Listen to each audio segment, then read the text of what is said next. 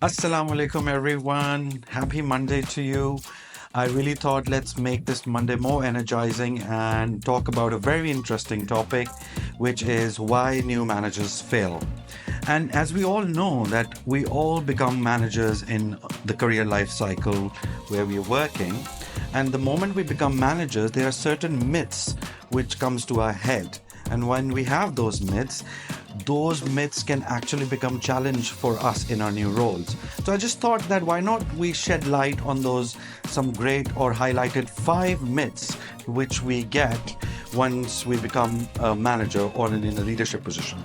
The first thing or the first myth we establish is that now I have authority. Now I have the power or leverage to implement my ideas. And the moment as a new manager we start thinking about this, what happens is that we lose control.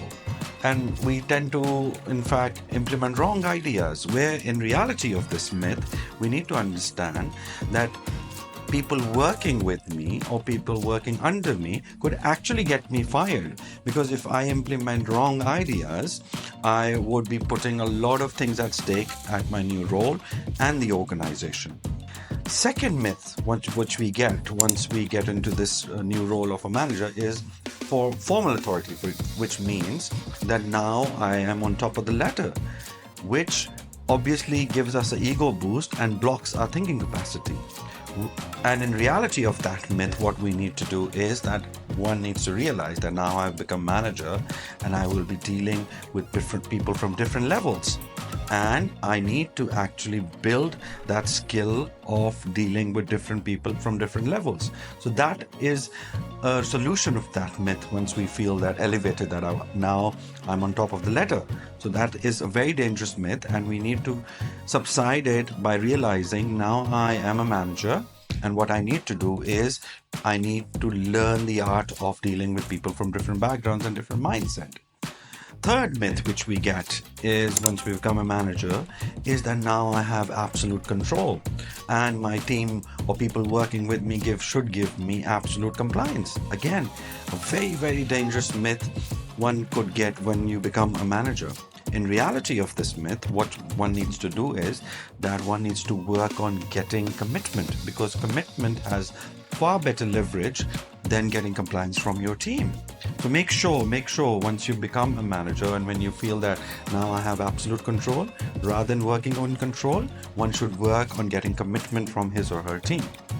The fourth myth a new manager gets is that my role is only to work with one-on-ones or manage or build relationship with selective staff or selective subordinates, which is absolutely wrong.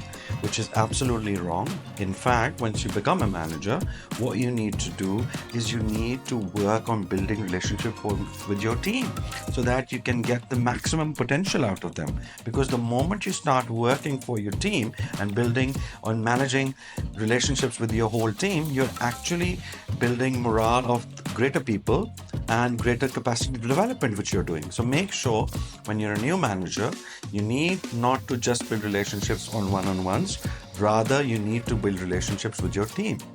And the last but not the least is that as a new manager, one might think that, okay, my job is just to make sure the operation is running. No, that's not your job. Your job as a new manager is to make sure that you should realize that I am responsible to make those changes in operations which could get efficiencies, which could get better things at work and get the maximum potential out of my team. So these were some 5 myths which new managers usually get, and I wanted to just give you solutions of those 5 myths. So I hope you all like it, and do make sure to give me your feedback, and happy Monday ahead of you. Thank you.